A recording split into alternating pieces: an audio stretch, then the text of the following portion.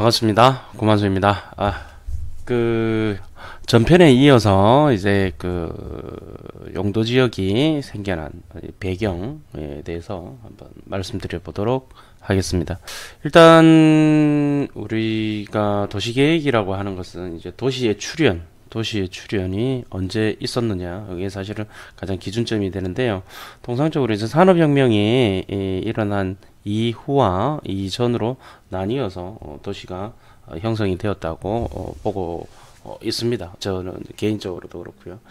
왜냐하면 도시가 제대로 된 도시가 만들어졌다라는 것은 사람이 집적이 되어 있고, 그다음에 그 이전에는 사실은 뭐 성에서 이제 외부의 침입을 막는다든가 아니면 또 공격을 한다든가 이렇게 성으로 둘러싸져 있는 어떤 그런 모양의 패턴이었죠. 그 안에 이제 성 안에서 사람들이 살고 있었고, 그런 성 외에는 거의 그냥 뭐 허허벌판 이렇게 사람들이 이제 드문드문하게 사는 어떤 그런 형태를 띠게 되어서 특별하게 뭐 도시라는 어떤 개념 자체가 없었다.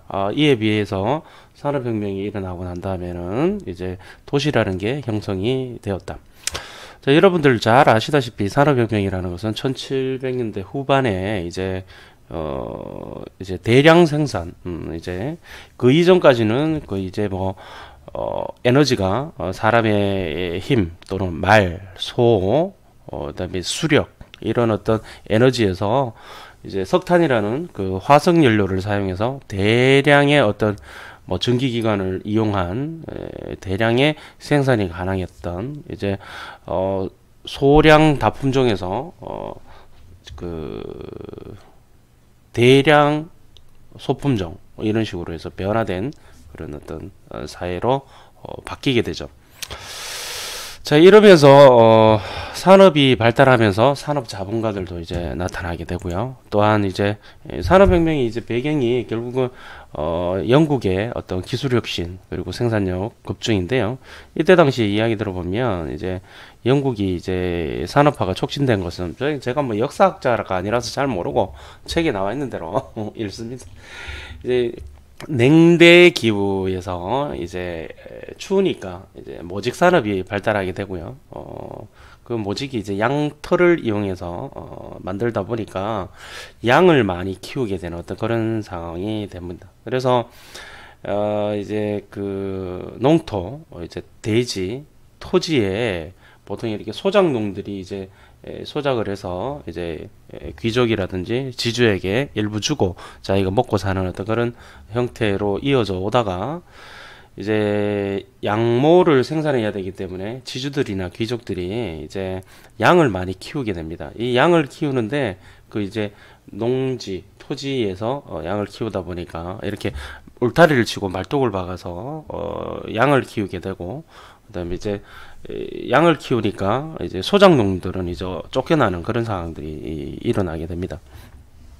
이런 상황들이 이제 인구 증가까지 겹쳐가지고 이제 그게 이제 굉장히 사회 문제가 됩니다. 사회가 문제가 되는데, 일단 어찌됐든 산업화 과정에서 어찌됐든 생산력은 굉장히 높아지고, 그런데 이제 그 생산력이 결과적으로 이제 방직 기계라든지 또는 이제 내연기관이라든지 어떤 이제 전기기관이죠. 전기기관이라든지 내연기관은 뒤에 나오죠.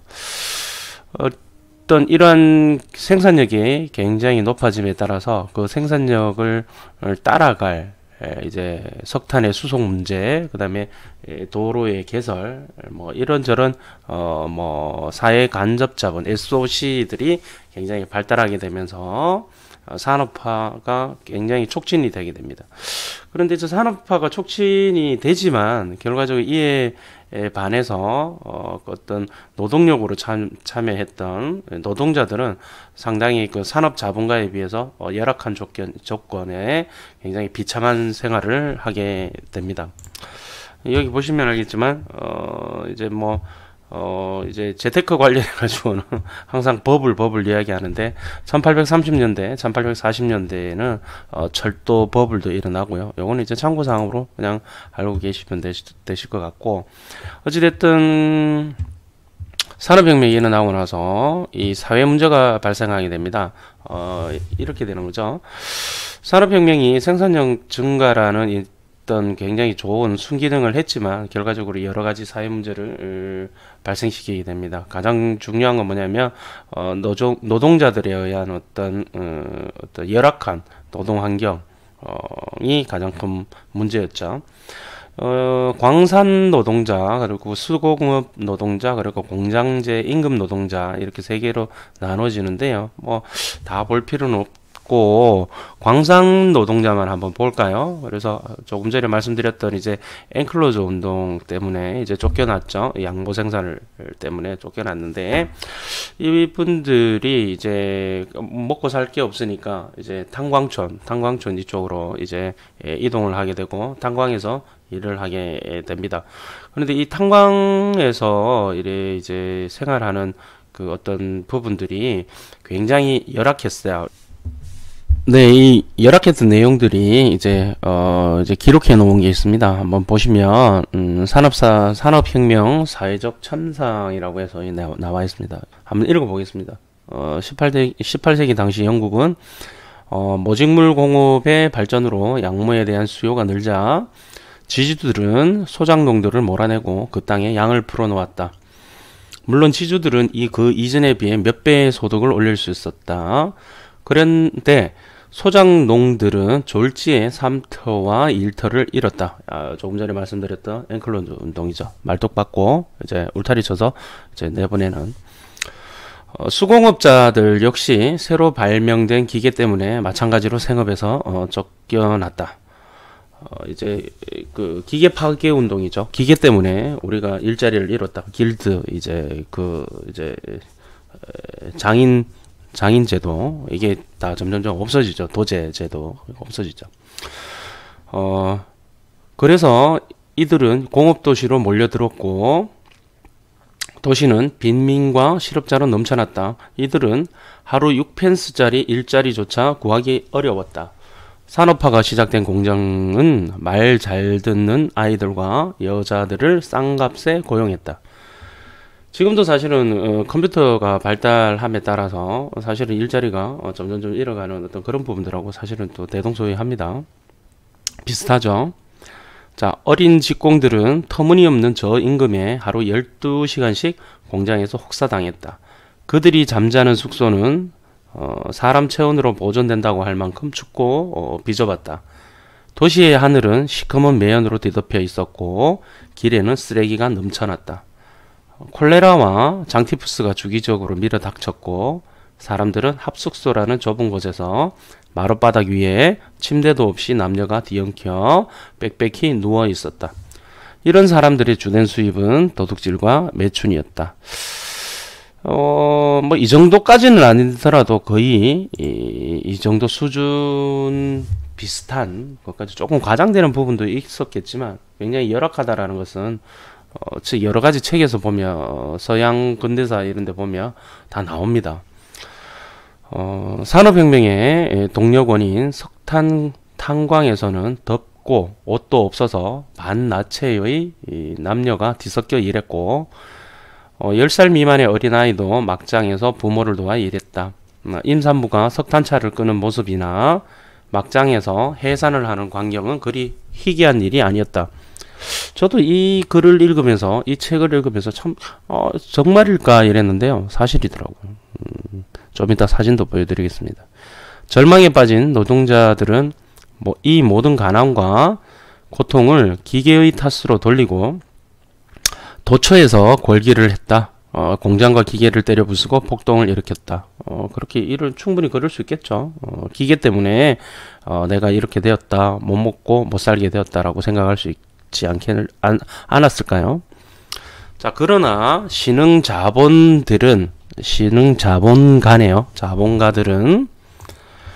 신세계의 도래를 예찬했고 뭡니까? 산업화에 따라서 많은 돈을 벌게 되었고 그래서 너무 즐겁다 이런 뜻이겠죠. 또 시골의 지주 역시 흥청망청 사치를 즐겼다. 이 과정에서 멜더스 목사는 이 혼란의 원인이 인구 과잉이다라고 보고 인구론을 이제 말도 안 되는 그런 책을 출판했다. 또한 아담 스미스는 국부론에서 산업화로 경제가 혼란스럽지만 어쩔 수 없다는 시장 자유 원리를 즉 방임 논리를 폈다라고 되어 있는데 이 부분에서는 저는 이제 조금 이제 반대의 의견을 가지고 있습니다. 먼저 아담 스미스가 사실은 자유시장 방임이 아니고 이제 정부에서 최대한 이제 레프리 심판만 보는 것이지 시장은 자유롭게 돌아가게끔 만들어 놔두는 게 좋다라는 어떤 그런 뜻이지 무조건 자유시장 방임을 하는 그런 아니었다라는 것이 통설이죠. 자, anyway, 그와 달리, 어찌됐든, 여기 보시면, 요 사진에 보이시는지 모르겠습니다. 이제, 가혹한 노동 조건이라고 해서요. 산업혁명 초창기의 노동자들은 지옥과 같은 상황에서 노예 생활을 해야 했다. 영국이 신사의 나라라 그러지만, 사실 그렇지 않습니다. 자, 위의 그림은 가혹한 노동 조건에 시달리는 19세기 영국 광산 여광부의 처참한 모습을 목판에 새긴 것으로, 1842년 영국 의회 광산위원회에 제출된 공식 문건에 삽입된 글입니다. 뭐 조금 전에 글에서 나왔던 임산부인지는 모르겠지만 여성분이 이렇게 석탄차를 뒤에 메고 이렇게 레일을 이제 올라가는 어떤 그런 부분들이 사진에 나와 있습니다. 그리고 이 가혹한 노동 조건에 보면 저기 애들이 지금 다들 이제 보시면 방적 기계 공장에서 일을 하고 있죠. 이제 매 맞는 장면도 나오고요. 그러니까 이제 이때 당시에 뭐 노동법이 있었겠습니까? 근로기준법이 있었겠습니까? 그죠? 상당히 힘든 열악한 어떤 생활을 했을 것이라고 보고요. 더 나아가서 어떤 환경적인 어떤 그런 문제는 더욱 심해지고 뭐 노동법, 근로기준법, 뭐 또는 환경에 관련된 환경법. 왜냐하면 공장이라는 것이 이때 처음 만들어졌으니까 그러한 어떤 그에 파생되는 여러 가지 해로운 점들은 아직까지 나타나고 있지 않고 잘 몰랐던 상황인데 그러한 사회 문제들이 계속 생기고 있는 상황입니다. 자, 도시화 문제의 출현은 다음 편에서 이야기 말씀드리도록 하겠습니다.